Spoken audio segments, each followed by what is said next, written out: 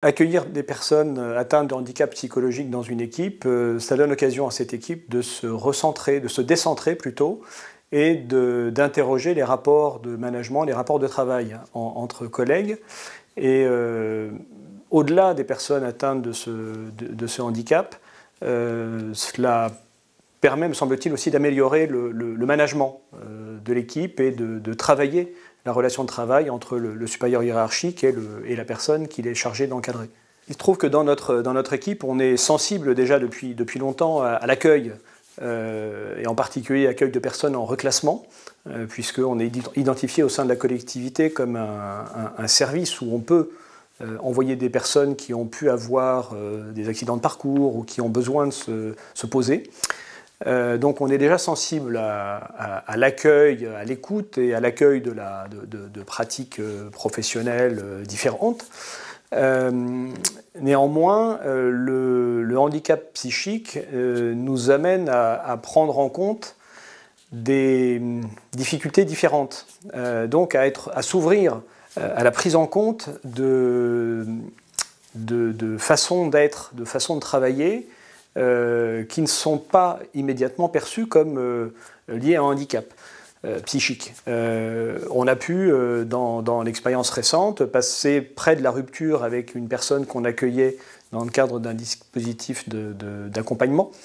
parce qu'on n'avait pas les codes, on n'avait pas les informations qui nous permettaient de comprendre, qui nous permettaient d'imputer certains comportements au handicap plutôt qu'à une façon d'être de la personne en question. Donc voilà, je pense que ça amène l'ensemble de l'encadrement à toujours interroger les motifs de comportements qui ne nous paraissent pas normaux dans une relation de travail,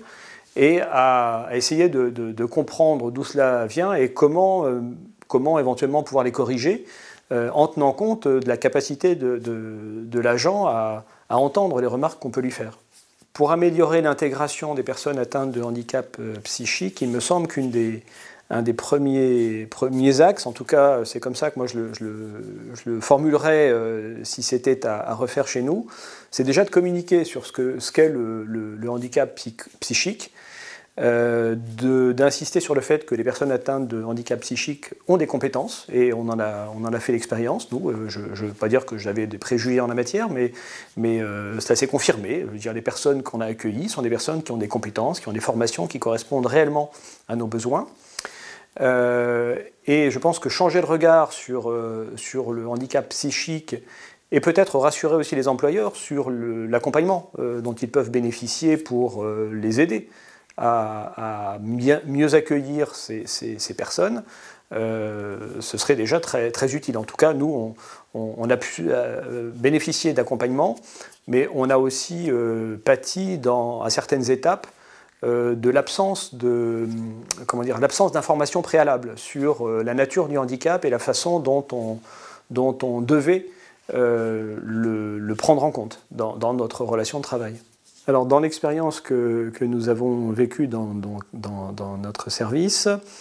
les aménagements n'ont pas consisté en des aménagements. Alors, dans certains cas, il s'est agi d'aménagements du temps de travail, évidemment, liés à la fatigabilité de la personne recrutée.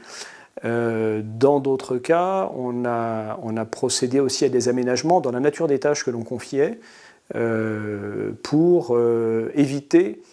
d'avoir des tensions au sein d'équipes de travail, notamment puisque le rythme de travail et la capacité de concentration de la personne concernée n'étaient pas les mêmes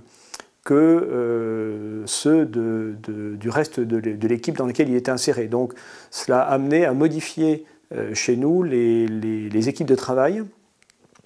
évidemment à sensibiliser l'équipe globalement à la nature du handicap et à la façon de compenser, ou de s'adapter à lui. Mais l'essentiel des adaptations ont été des adaptations de tâches à réaliser, et surtout de conditions environnementales dans lesquelles les tâches sont assurées. Donc éviter des séances de travail en open space, éviter des plages de travail trop longues qui nécessitent une concentration sur la durée,